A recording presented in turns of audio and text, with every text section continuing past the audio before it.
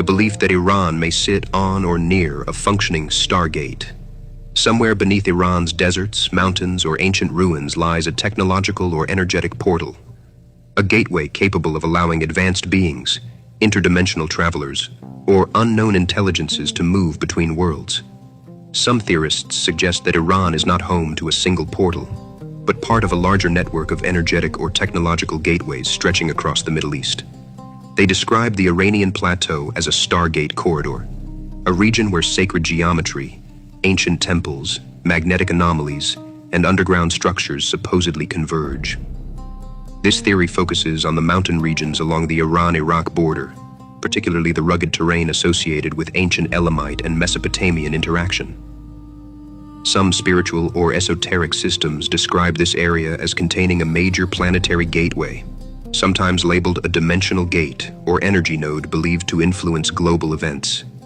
Some even claim that military interest in the Middle East has been influenced by the search for ancient technology or hidden portals, and that the 2003 Iraq War was an attempt to secure ancient artifacts or portals near Mesopotamian ruins.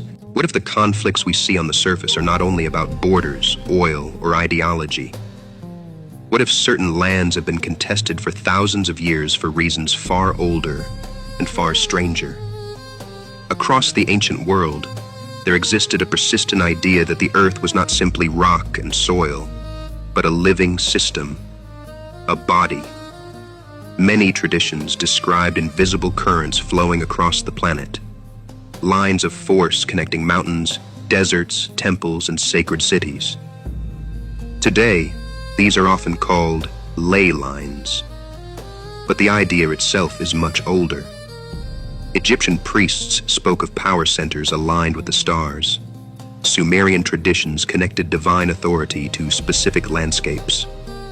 Persian cosmology described a structured universe where sacred geography played a role in the balance between cosmic forces. Different civilizations, different languages. Yet again and again, the same theme appears. Certain places mattered more than others, not only politically, not only economically, but energetically. Some esoteric traditions claim that where these planetary currents intersect, gateways can form, not physical doors, but regions where perception shifts, where ritual, symbolism, and consciousness were believed to influence reality itself. Later mystical systems would describe these intersections as stargates. Whether symbolic or literal, the concept remained powerful. These were thought to be locations where the human world and the divine order could interact. And one region repeatedly appears in these traditions: the lands of ancient Persia. Modern Iran sits at the crossroads of some of humanity's oldest civilizations. To the west lay Mesopotamia. To the east, the vast Iranian plateau. To the north, steppe cultures and mountain kingdoms. To the south, trade routes reaching deep into the ancient world. It was a meeting point of ideas, myths, and technologies. Zoroastrian fire temples once burned across these landscapes. Star lore traveled along caravan routes.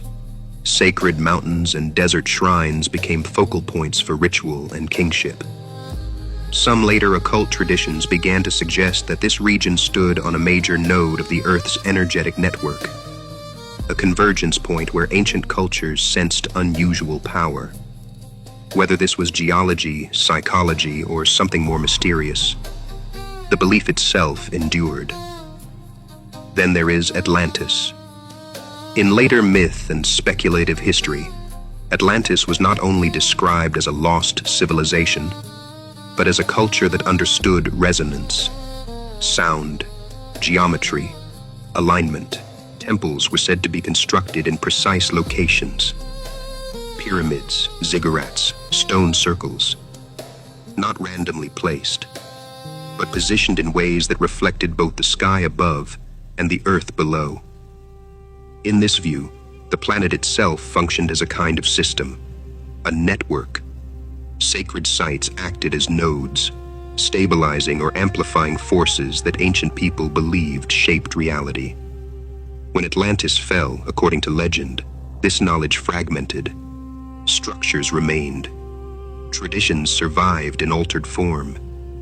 But the larger pattern was forgotten. Yet the places themselves did not vanish. Deserts still hold buried cities. Mountains still carry myths older than history. Ruins stand where rituals once attempted to connect heaven and earth. Some modern interpretations suggest that regions which remain strategically important today may also sit atop landscapes that were considered sacred in antiquity. There is also another dimension to these traditions, one that may not be purely symbolic or philosophical. Many ancient systems taught that the human being was connected to the cosmos not just spiritually, but structurally. The body was seen as a reflection of larger universal forces, and the mind was believed to interact with realities beyond the visible world. Temples may have served more than ceremonial or cultural roles.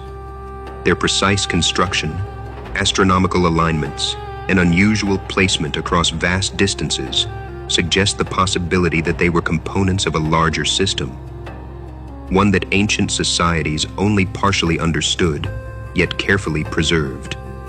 In this view, sacred architecture was not only symbolic, it may have been functional.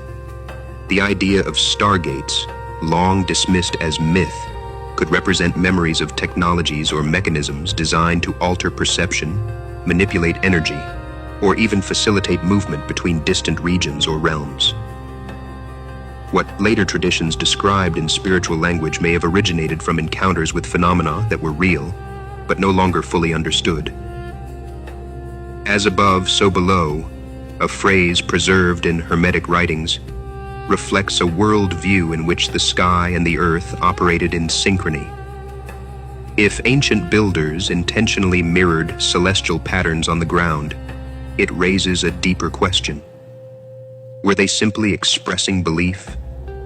Or were they attempting to interact with forces that required precise positioning, geometry, and environmental conditions?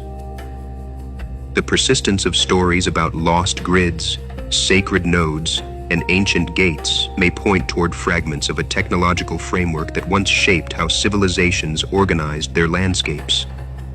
Over time, knowledge may have fragmented. Ritual replaced operation. Myth replaced instruction.